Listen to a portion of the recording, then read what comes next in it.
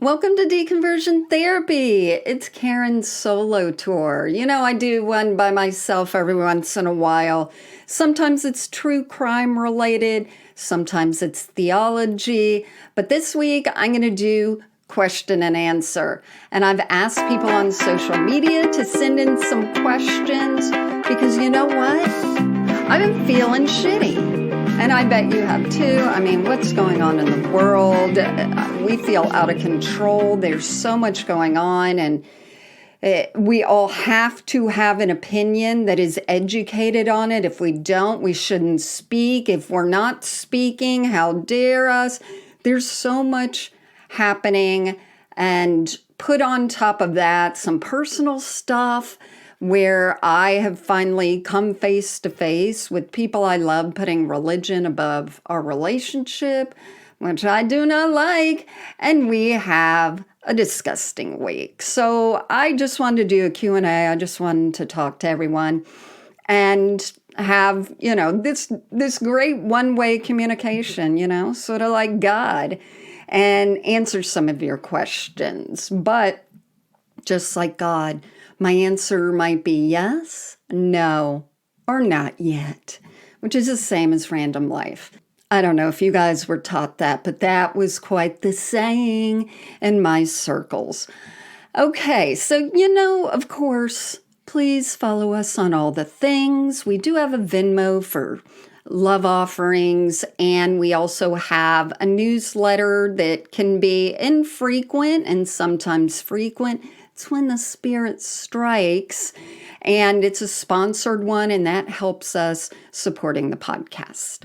All right, so let's get into some of your questions and answers. And one of you was rude enough to ask one of my favorite questions, which is, what's the biblical explanation of where the dinosaurs went? This is on Instagram. The handle is like Rayback.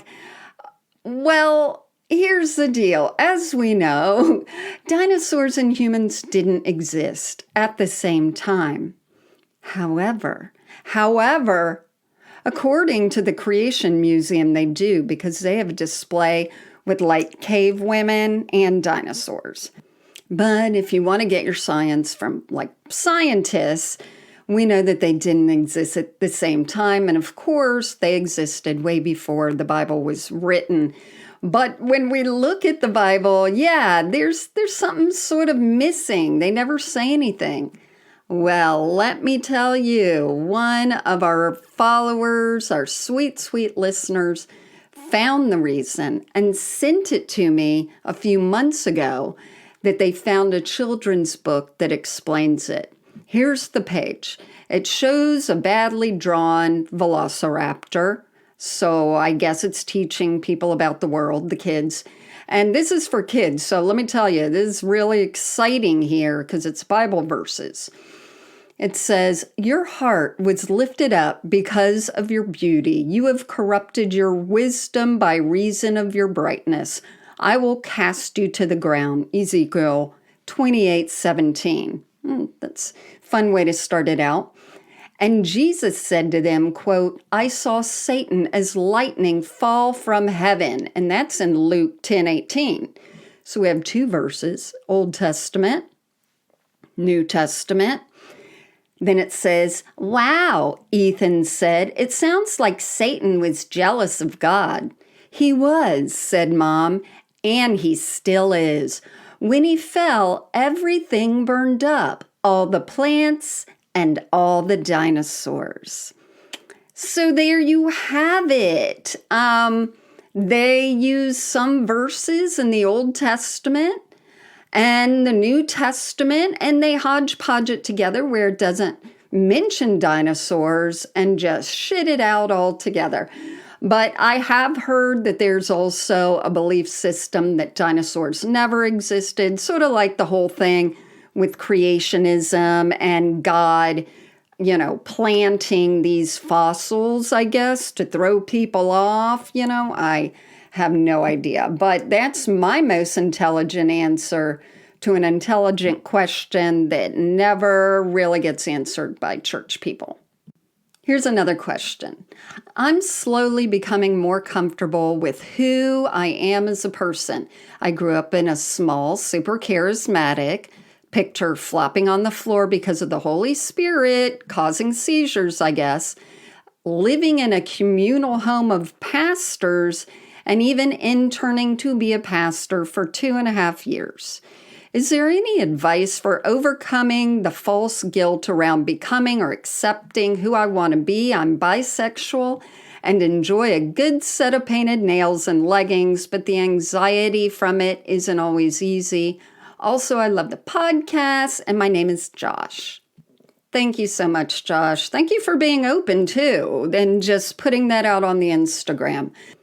A few things. So I'm not part of the LGBT community, so I can only speak from a boring white middle-aged woman's, experience. But I can say the people who are in a controlled religious atmosphere and unpeeling the fear and the guilt and the shame is different for everyone, and it really depends on how long and how deep you were in it, what some of the controlling aspects of it were, and higher control can many times be more difficult, what your experience is actually with your parents and growing up aside from religion. Were they telling you, God was always watching you? Yeah, that involves religion, but that's more of an ingrained thing that they tell you. And then you have plenty of other factors, how you came out of the womb, just your personality before the whole nurture over nature situation. So obviously I have no answer about a lot of it, but I will tell you, first of all, safety. If you are in a place where you can express yourself with painted nails or leggings or anything else you want to, and you know that you are physically safe, that's the most important thing. And if you aren't, that's step one in trying to find a place where you can be, that you feel safe expressing yourself. The next is, for me, I know that one of the things I did to try and peel away some of that stuff is talk under my breath. So for me, it was if I did something, I accomplished something, I would tell myself I did that. And it was so powerful just because I grew up always feeling if anything good happens or something that I do is good, it was God in me. And if anything bad, either it was me failing God usually, and nowadays I think the narrative would be the devil. Now I take responsibility for those things and I would say, well, I fucked up. And maybe you can change that over into what you're doing. If you are still a Christian and you're looking for any kind of validation with homosexuality in the Bible, you can watch the film 1946. You can listen to some videos from Dan McClellan. There are plenty of things like that, but if you're all the way out and it's really just a mentality thing that you need to work on, I would definitely, I believe in journaling all the way, and I have a master's in writing, and that's one thing that I really studied is the relationship of how it can work therapeutically to write things out. Joan Didion and other people said, I don't know what I'm thinking until I write it. And it really can get it out of your system, even if you burn it after. But writing down your shame, writing down your anxieties, but also then claiming them and going, I am still feeling anxious about this, although I want to be past this, and I don't believe it's a sin or a bad thing. Even verbalizing that to yourself might help you get past some of this stuff. But also, I would try and find a community online of people who've gone through the same stuff. Where can you find it? In our followers, because my God, we got everybody here, a lot of LGBT family, and I love them to death, and I'm their mama now. So eat your vegetables. My name's Tina, says the next question. After 9 years, I still miss the sense of community and belonging. Does that ever subside? Okay, Tina, I am fortunate because I'm a homebody and I don't like people. And so it doesn't bother me not to be in a group or anything like that. And I do have a husband, he's supporting. Most nights we sit in different rooms and watch whatever we want to on our TV or computers. We don't always need to be next to each other is what I'm saying. But there's that comfort of community if I want it, which I never do. So I'm sort of unusual in that. But when you said belonging, I think, again, going back to what I do outside the podcast with writing and so forth, the common denominator of every plot and every book is meaning or belonging, whether it's a love story, whether it's Harry Potter, etc., because it's very important to the human condition. And when we talk about belonging, I think belonging gives us meaning.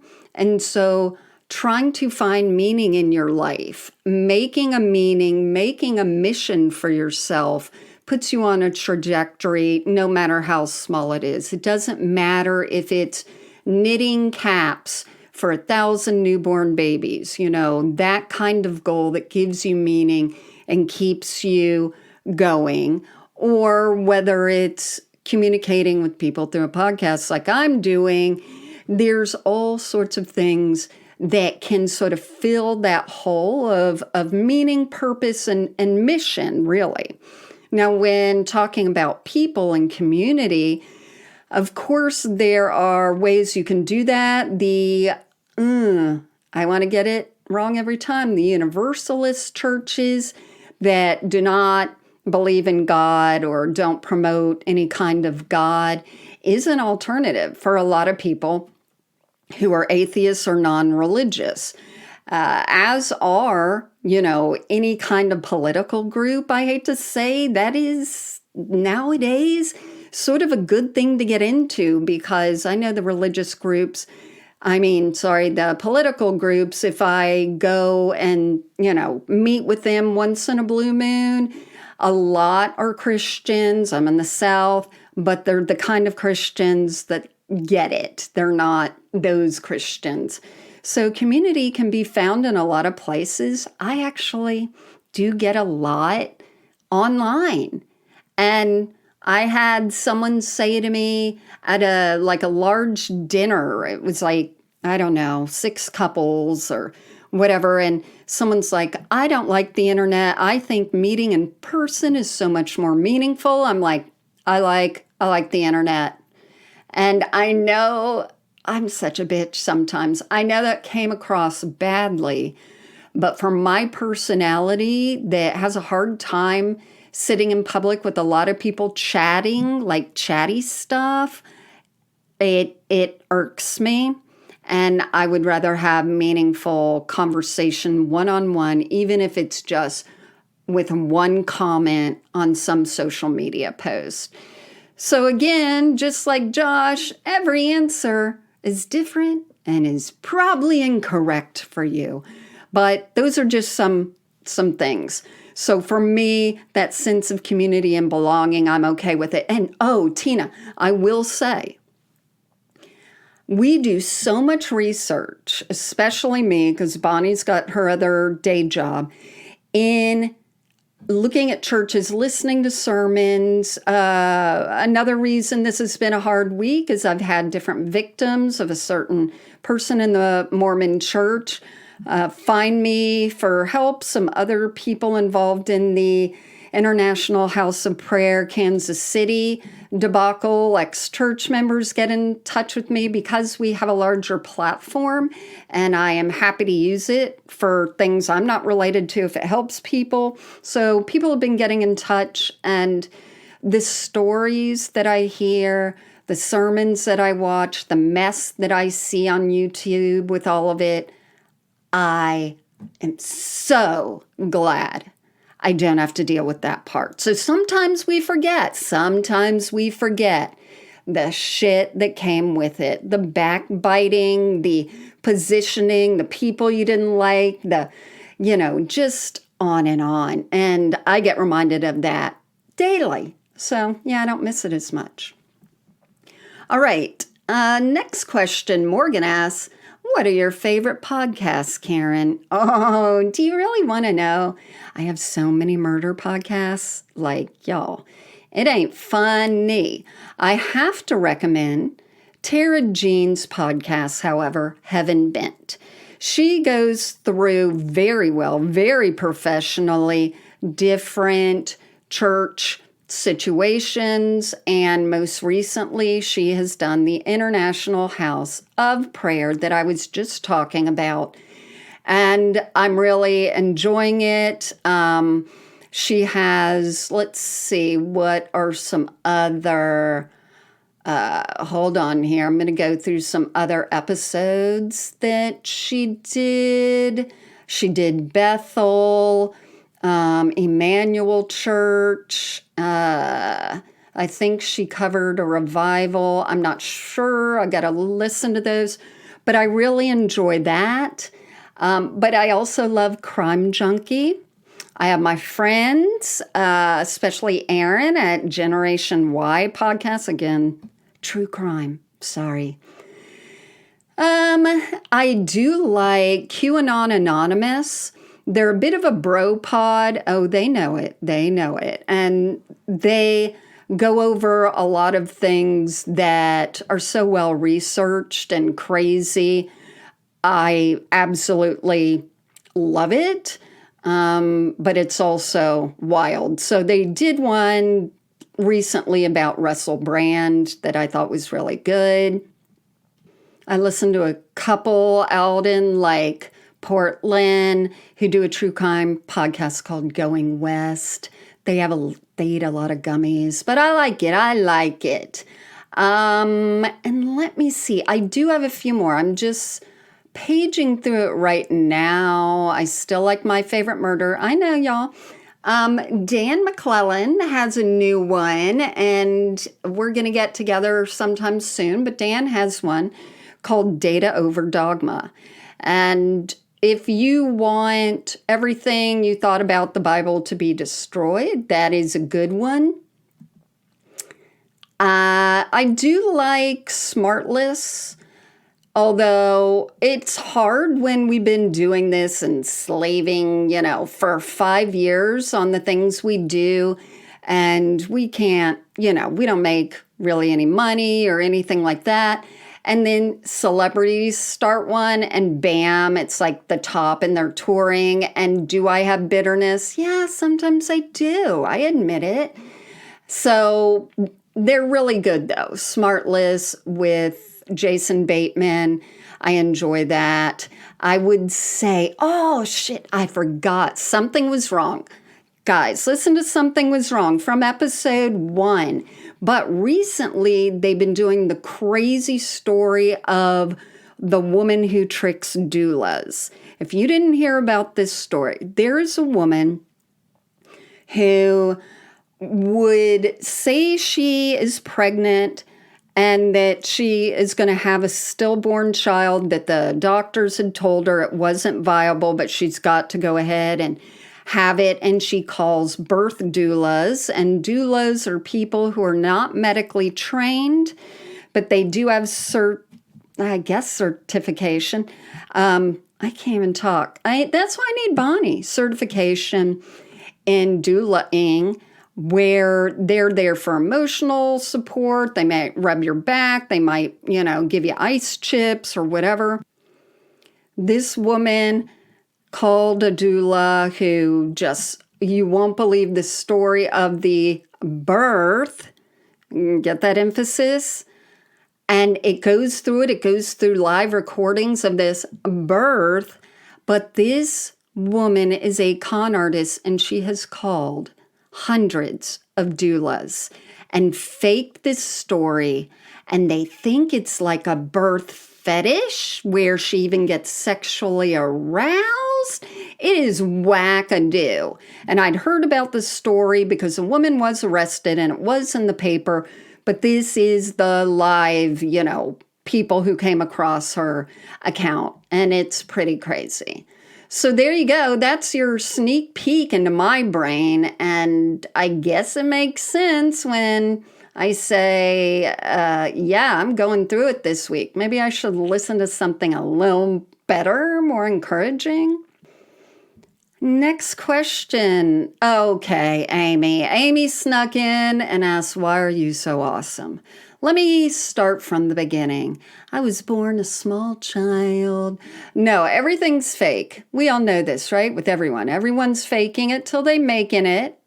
And that means people my age, and that means everybody. So it's smoke and mirrors, babe.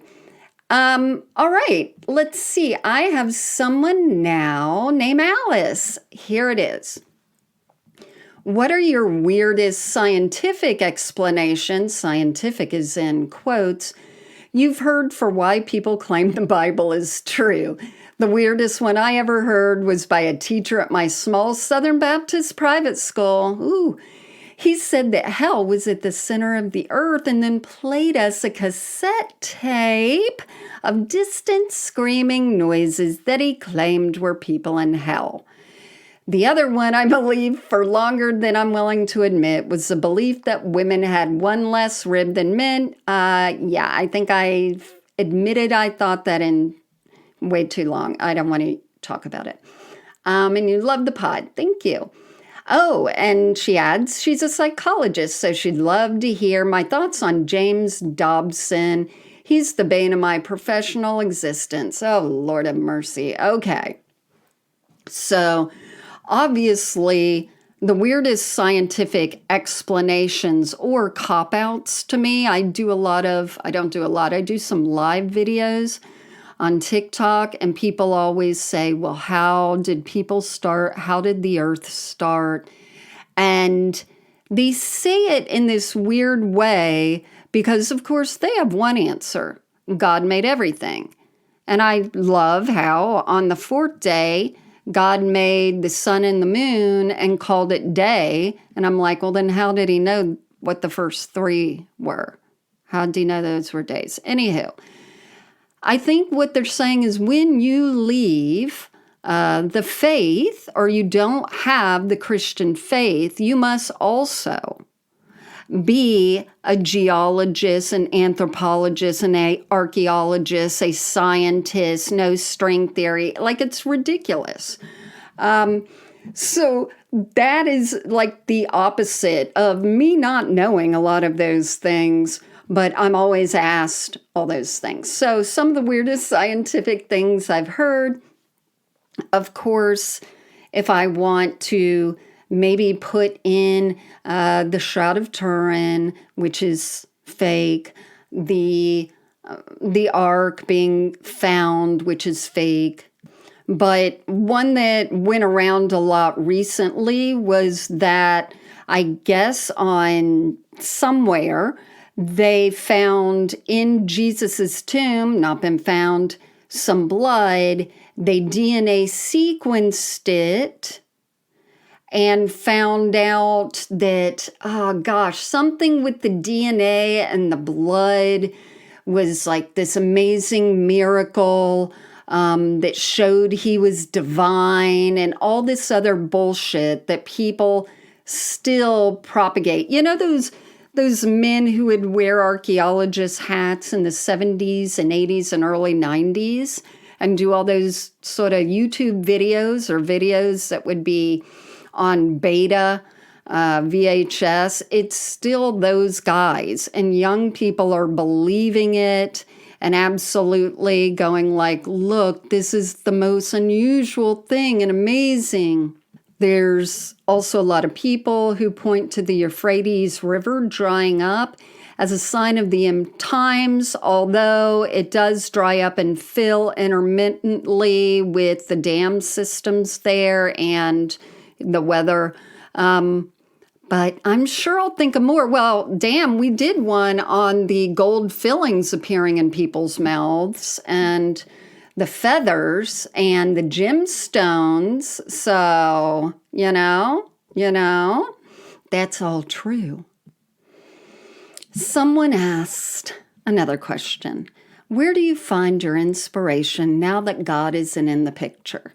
And you know who asked me that? My husband. I don't know what he's doing on our Instagram. I don't see things, I guess, as inspiration very much. I'm pretty driven. I'm 100% person, but I have severe ADHD. So he knows that I'm supposed to be finishing a book proposal and a book about all this stuff. And I usually get my inspiration out of my ADHD medication, but I'm someone who needs outside motivation. He's probably making fun of me because he fucking knows this, but I need outside motivation. Gretchen Rubin wrote a book called The Four Tendencies that really helped me, and I'm friends with her on TikTok. She's really amazing. She's written a lot of books that have been bestsellers, but she talks about the four tendencies, and mine is the obligator. And that is someone who does best by having a friend who is going to meet them at the gym for them to work out. However, it gets worse. Some people who are obligers, did I say obliger? Yeah, who are obligers actually have to meet with that person, and at the end of the workout, they take off their shoes and they exchange their tennis shoes. They don't put them on. They just give them to the other person so that they feel guilty enough if they don't show up for the gym, their accountability partner cannot exercise, and they feel too bad about that. So they go. That is me. I work best when I am at a coffee shop, which I just couldn't get myself out today. But if I'm at a coffee shop, there's something where I can't do anything else around the house. I can't lay down, and I keep busy and I work more. So there's just something where I need some kind of outside motivation or force or something like that. But it's not God. Next question is from Squad Style, and they asked, would love to hear your take on Jonathan Cahn. Luckily, I don't have a huge take on Jonathan Cahn. There are a lot of people I avoid. That is one of them. So Jonathan Cahn is a Messianic Jewish rabbi. I don't know a lot about him, but I'm always, I stay away from Messianic Jews who are people who grew up in, the Jewish faith, most likely because they're from Jewish descent, and then they convert to Evangelical Christianity. And there's so much that I can say about that, that I can't even go there. But do I know him? Do I know what he's doing? No, but I just bet that you are going to tell me about it. So I looked up Wikipedia. Let's do it, guys. So he seems to be focused on end times prophecy. Let me back up and say I made a video for TikTok this week because there is a quote pastor. I don't think he's had any formal education or pastor to church. I don't care, don't know. And he is on lives, which means you just see him live on there for 6, 7, 8 hours a day. His newest thing is he teaches people how to become TikTok ministers in 90 days or less for only $5 booklet. Now, in that, he says what you need to do. He has a whole whiteboard. And he's like, you're going to get this in the booklet. What you need is a hook. What you need is bait. And that bait is the end times. And so when I look at this guy this Jonathan Cahn that you asked about, I see that he's got his bait. He's got his end times prophecy, which puts people in a time limit and puts them into action. It's one thing to say, become a Christian or whatever, but when you you squish those people's lifespan in front of their eyes and say, you got to hurry up and you've got to act, then there you go. You have the control because you just dictated nearly how long that person is living. At least in their mind, they feel, oh, I thought I was going to die at 90. And all of a sudden, they have this urgency. And so if this guy plays that game too, done with him. But it said, he says the United States is on the wrong path. Okay, he and I can agree on that. Due to the prevalence of abortion, well, the pursuit of gay rights, and the perceived decline in the public role of religion, he has cast President Donald Trump as a heroic and biblical figure. And there we go. That's all I need to say. Oh, and he says Joe Biden is under demonic possession. I want to discuss this.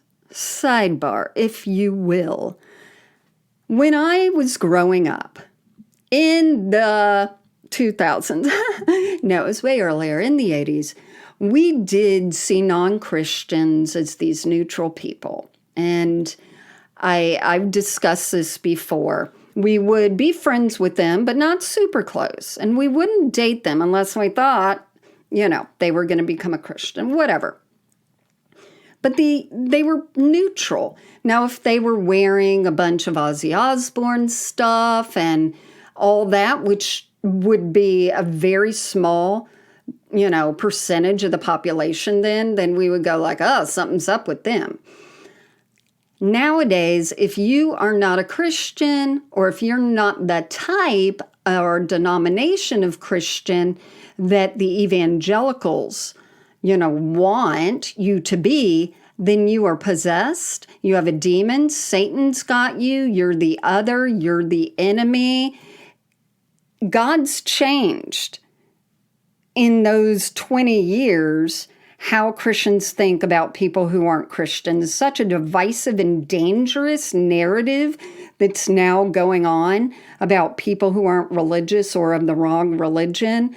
And this guy, obviously, this Jonathan Cahn, yeah, he's the same. Joe Biden is under demonic possession because he lit up the White House in LGBTQ pride rainbow colors.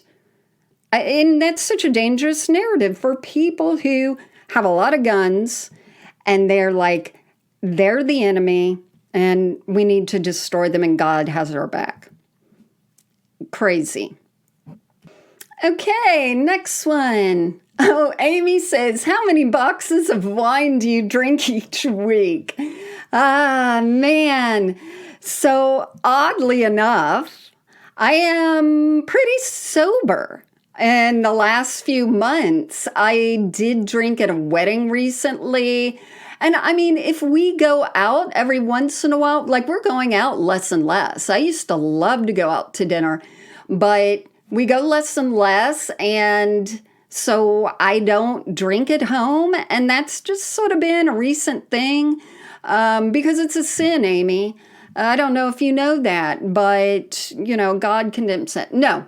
And it's just for health and for sleeping, and that's it. When I first started getting on Facebook, God, it was a long time ago, but you used to have a quote, and my quote was from Salvador Dali, I don't do drugs, I am drugs. And my brother is pretty much the same. My brother has never had alcohol. He's early 60s. He's so crazy, he has gotten kicked out of bars because they thought he was too drunk. There is something chemical in us that, is a danger that people think we're on something. And I don't mind But if I do mess up words, as people might know, I do have a condition that when I get too tired, I, especially, for recording at night or things like that, I will confuse my words. I'll slur my words. It's always fun. It's fun. I don't mind being a sober, drunk-looking person. Yeah. Here we go. Outdoor Waygukin says, why do Christians not care about the Armenian and Azerbaijan war? Well, do we have capitalist interests in those countries? Do we have things in the Bible that tell us the end times will not arrive until these countries achieve peace or get, destroyed by war? Do we have something that entails those people? Like the Christians themselves? Does it include them? Can they center themselves in it? If not, they don't care, and it's the same for Americans in general. They definitely don't care about countries that are having situations like the Congo, which are not made out of mostly light-skinned or white people. They don't care about other places where they don't have invested money. The issue we know with what's going on in Israel and Palestine, I'm not going to talk a lot about it, but I am going to say that we know that any president who has been elected has had to have evangelical backing, and that evangelical backing is also in support of Israel. So nearly every president we've had since 48 has been involved in one way with Israel. And some people say it's for the oil. I don't think so. But, I'm sure it's a mix of things. But that's why Christians don't care. They don't care. And what we're seeing even on social media, unfortunately, is still Americans centering themselves in the war that is happening right now in Gaza and Israel.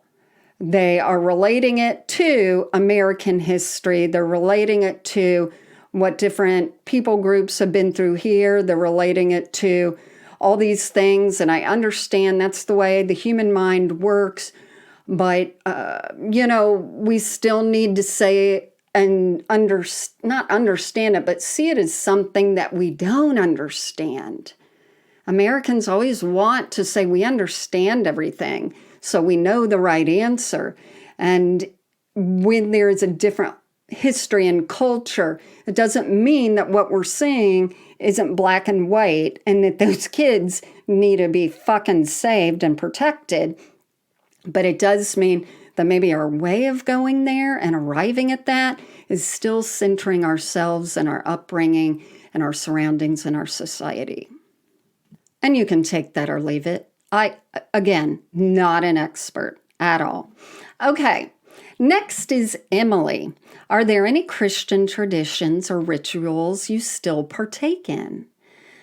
I think I am the only daughter of a Cuban man who is the patriarch of the entire family. So that means my dad was the oldest brother. Now his brothers have died, and he just keeps tabs on everyone every once in a while, make sure everyone's safe. But I'm the daughter. So I'm the daughter that was not allowed to ride her bicycle down the street. I had to do it just on our driveway.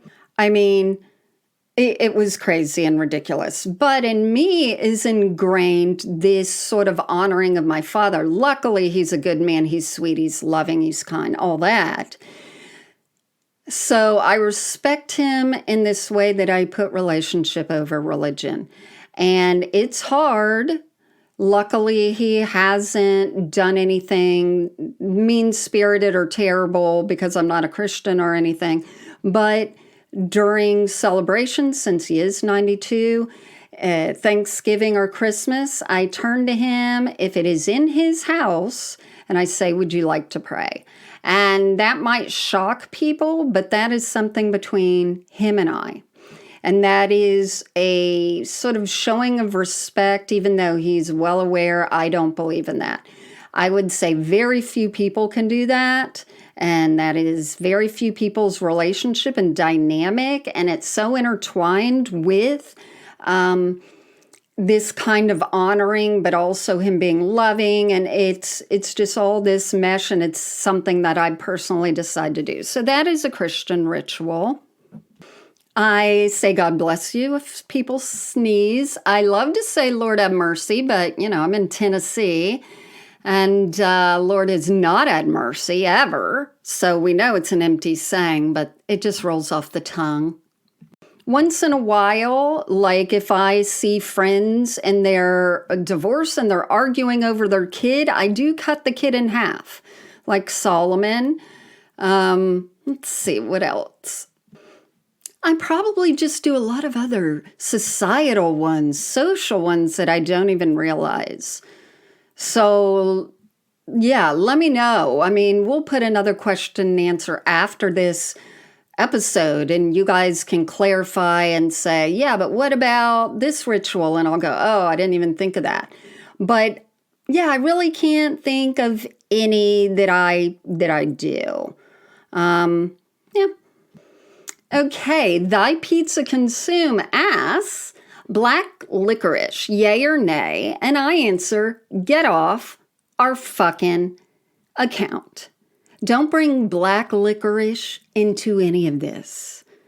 Don't come with your disgusting, vile devil chew into our sacred place with that nastiness. I don't understand it. I don't understand. My husband likes Turkish delights. What's delightful about it? It's absolutely disgusting. I don't like any of those things. I do like myself a good Twizzler. However, did you know you shouldn't eat a whole pack of Twizzlers in a sitting, because it does have some things in it that will give you terrible stomach problems. Next question, David asks, what do you think is the most sinister aspect of evangelicalism? Shit. I am going to say that the most sinister aspect, and this is apart from the scandals and the hiding sex abuse and hiding, all these things and all that. I'm going to say the basic understanding that makes evangelicalism different from other Christian denominations is the conversion part. The absolute understanding that they have that they must convert other people. That it can't be a personal religion, a quiet religion, something to bring them peace, that it must be put on others, whether through converting them and praying with them and taking them through the sinner's prayer and all that bullshit, or putting it in policy in our government. Evangelicals cannot keep it to themselves. They can't keep their dick in their pants. It has to be forced on others, one way or another. And I think that is the most sinister aspect, because you can't tell them, hey, just do yourself, be you. And a lot of times, I want to tell people, hey, it's fine if you're a Christian, if that brings you peace, if that brings you, whatever it does, meaning in your life, that's fine. As long as you don't oppress others, that mostly includes LGBT people, people of color, single mothers, disabled. Those are the big ones that it usually hurts. Then I'm okay with it. But we're not seeing many people who can just keep that to themselves. So yeah, I would say the conversion part, which of course corresponds with colonialism and forced Christianity that we've seen throughout history. And yeah, it all goes together. Next question. Climb Jam.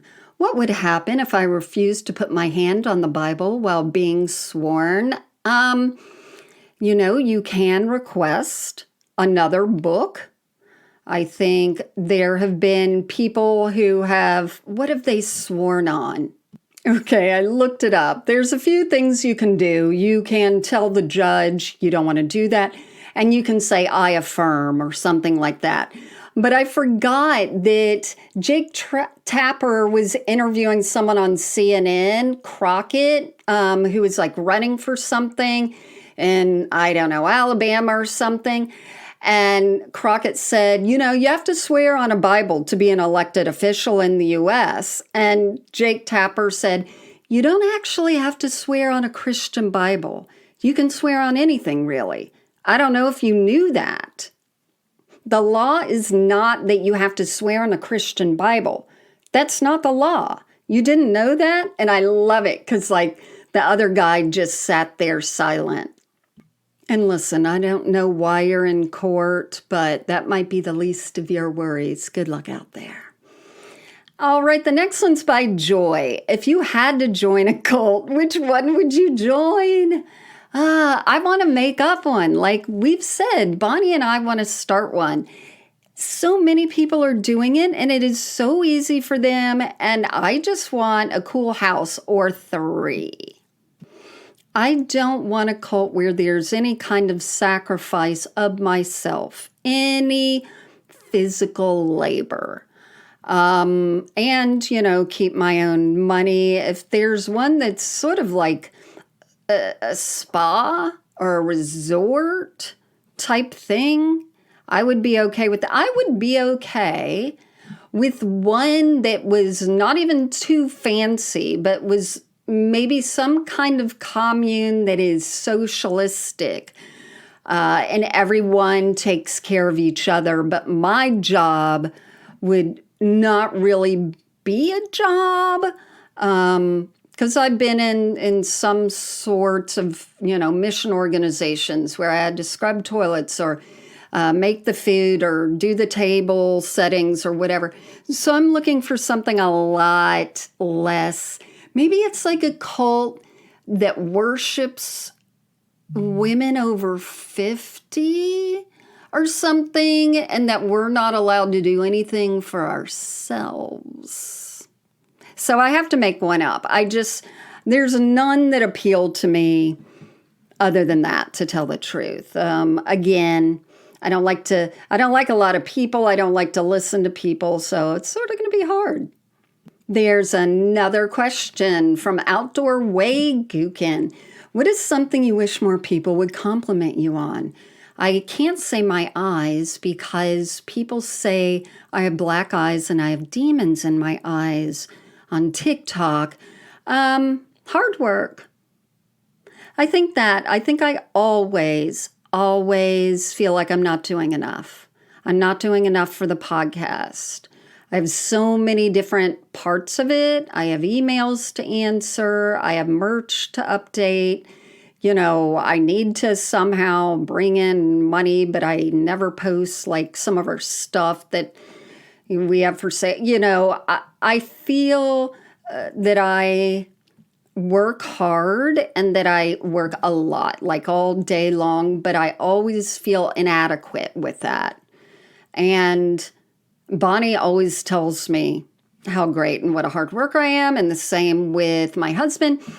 I don't know. It's a weird thing, and I wonder if it's ingrained from something in my childhood. I don't think so. Shit. Do I have to go to a therapist again? Thanks a lot for opening up whatever can of worms you just opened up. But yeah, I think that's it. Yeah.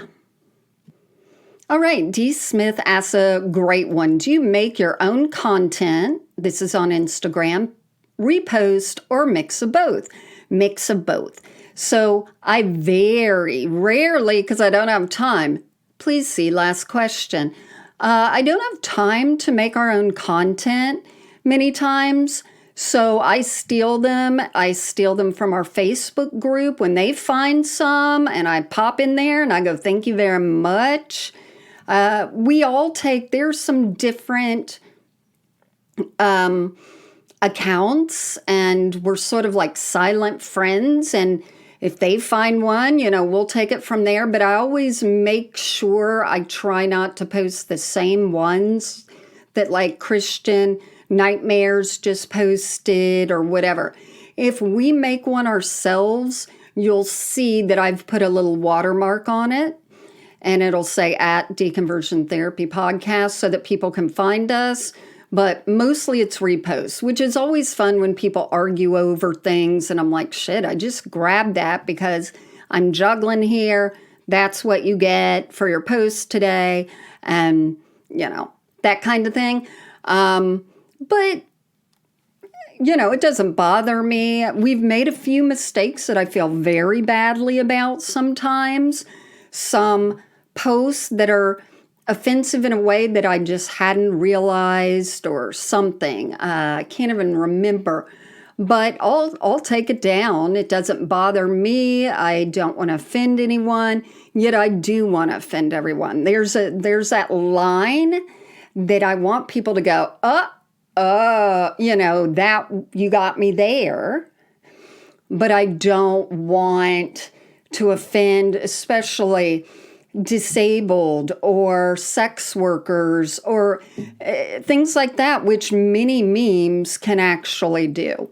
I tell people in our Facebook group that they cannot post memes that are sexually violent or have any nudity in it, even if it's just drawings of Jesus showing his ass or anything like that, because we do have a lot of victims of different situations, and I want everyone to feel safe. So that's me being probably a prude in a way, because there's other atheist sites that allow that stuff.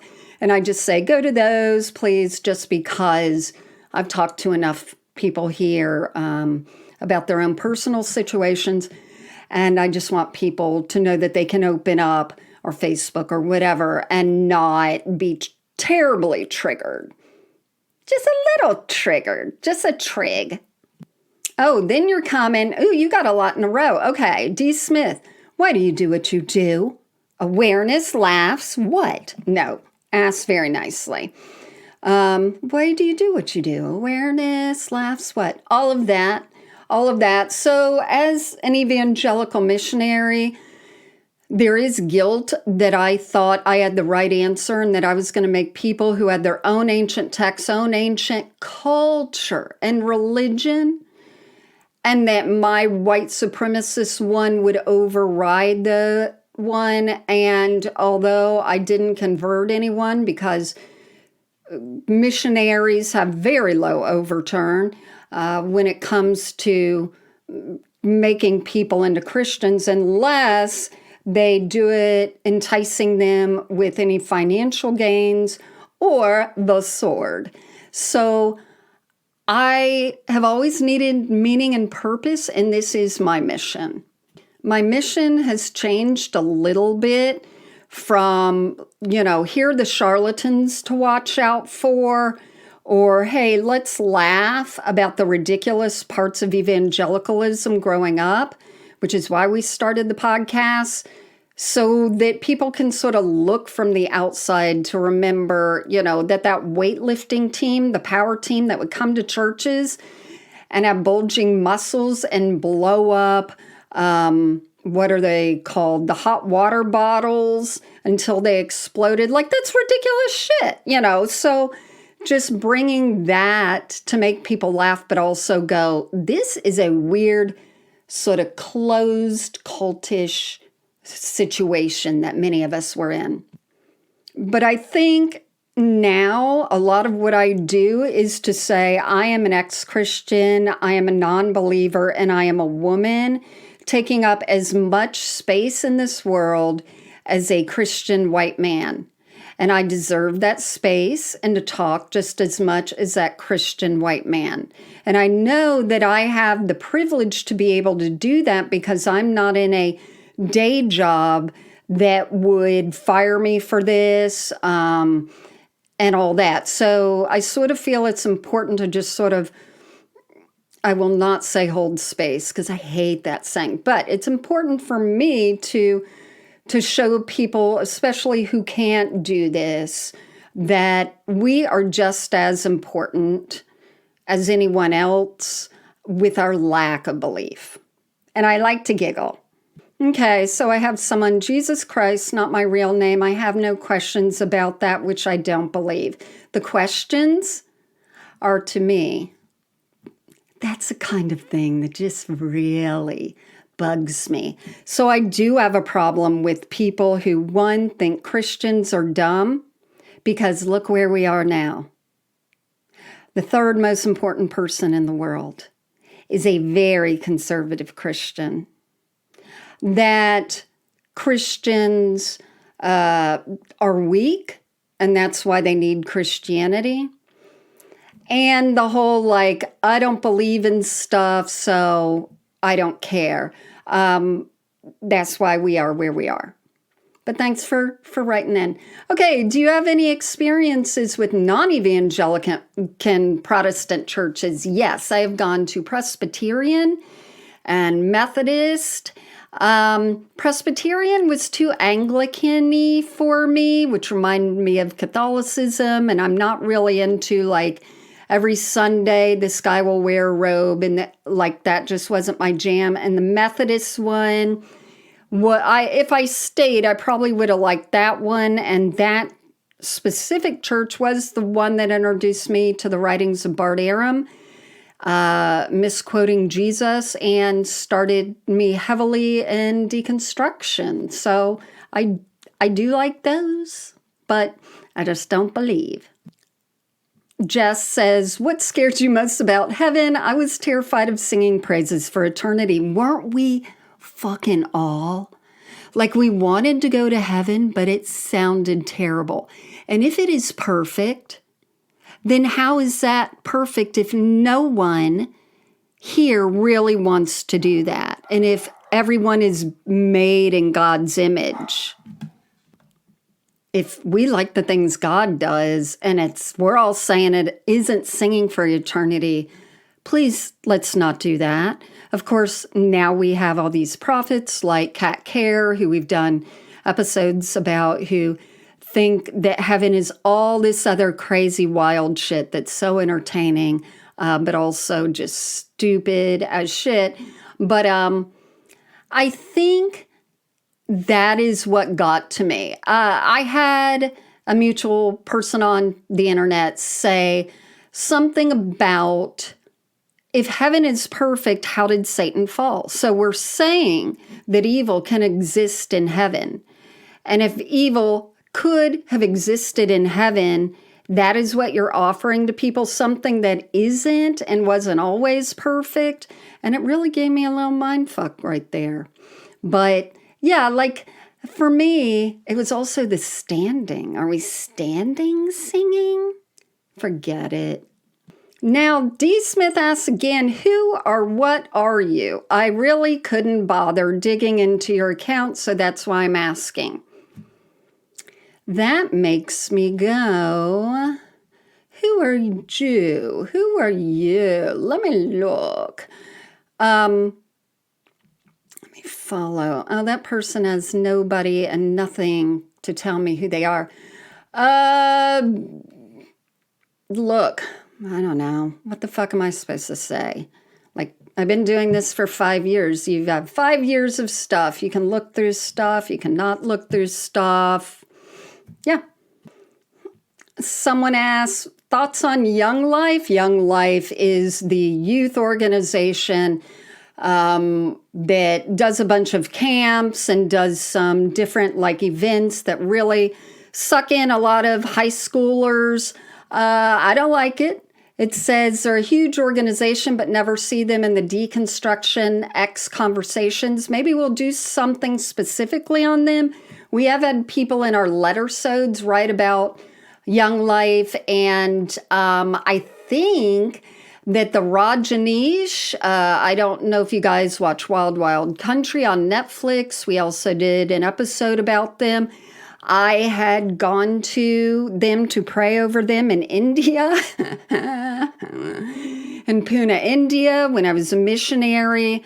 It was a cult run by Bhagwan Sri Rajneesh, also called Osho, and they had built a community in Oregon that was huge, and it just a crazy story about that cult. But I heard after that cult left and had to go back to India that Young Life bought that area for their own camps. And we had someone write in about that and just how weird it was. I think Christians know that they need to get them young, and high school is when the hormones are flipping and a flopping and you're most emotional, not just about, sex, but about experience and feeling and meaning and expression. So when they do like these big concerts, Ignite or whatever it is on weekends, they really have a lot of people coming and feeling the music, and it's a huge moneymaker, but it's also it's just sort of milquetoast, and it's very white, isn't it? Very white. Thy Pizza Consume said, their name's Paul, do you believe in aliens? If no, why? If yes, why do you think we haven't encountered them yet? I go back and forth. I don't know why we would be the only beings in the world. Would they be the kind of beings that we would ever meet, ever communicate with? Are they smart enough to stay away from us? Are they just like, let's wait till those turds blow each other up and take the land? I don't know. Were there a lot of situations going on where people were talking about aliens earlier this year? And then did I listen to smart people who said no? And I believe the smart people? Yeah, that just means that I don't think that there were any spaceships that came, just because I listened to Neil deGrasse Tyson and Hank Green and just some other smarties that were talking about velocity and this and that and poop and bah. And I'm like, I barely understand, but I'd rather listen to you. Because in Christianity, I believed that I saw a lot of things with my own eyeballs. And I believed a lot of things meant things. I saw signs, etc. So, yeah, I'm half and half. I believe there's life out there. I just don't know what kind of life and if they care about us, because they shouldn't. Courtney asks, what was the first thing you did for yourself when you deconstructed that you didn't feel like you could do in the church? Oh my gosh, because it was such a long process. It was about 2 years. And, we left Bangkok, actually. My husband's Australian. We lived in Australia. We ended up leaving as that as our base to go to Thailand to be missionaries. So we ended up going to the Bangkok, American consulate to get my husband papers to come to America. There was a lot going on. And we didn't move back to any familiarity. We moved to a different place in the States. So I didn't have a regular church I was going to or anything. Just the small sort of things. The not going to church and having a Sunday morning where I finally didn't feel guilty for not going to church was big. Like there just wasn't that pull. There wasn't that, should we go? Just nothing. And that includes not paying tithe and all those things. I don't think there was anything large that I did. I can't think of it, I didn't shoot coke or have an abortion on the floor of the church or anything exciting. But I would say it was definitely more of this internal forcing myself, like I said earlier, to go, I am not going to die and go to hell right now. And to tell the truth, that's probably the most blasphemous thing I could have said and done. And this last one is Michaela, and she handwrote something. She is the daughter of a missionary who was very pro-Israel in his lifetime. And let me see. Then the little sisters recently asked if Israel is using God to justify genocide. This is big. And she's like, I don't know how to unpack that. Do you have any? This is beyond my pay grade, Michaela. Again, I would be centering myself because of how I grew up and how I was educated to answer this question. And it is not from the viewpoint of someone in the region or anyone who is actually touched by this. So take that as you will. I am positive that they are using their God. And just like the Christian church, where we have 41,000 different Christian denominations, Judaism, the religion, not just Jews, the people, all have plenty of different orthodoxies and belief systems within themselves, and whether they think God is doing this, is on their side. They're talking about the Jewish God. So every time I talk about the Old Testament with a Christian, or when I'm talking about Christianity, I always say it is not the Old Testament of the Jewish people. Are the words the same? Yes.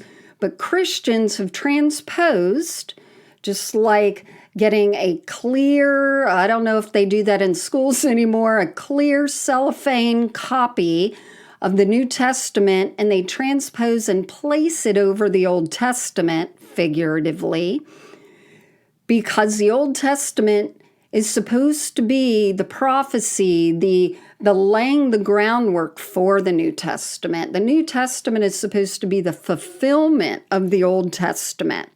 So what it means to a Christian, the actual verses and words, is not what it means to a Jewish reader who doesn't use or believe in the New Testament. So that's to say the God of the Jewish people is not the God of the Old Testament as Christians would see. I hope that makes sense. So are they using God, the Jewish God, to justify? Absolutely.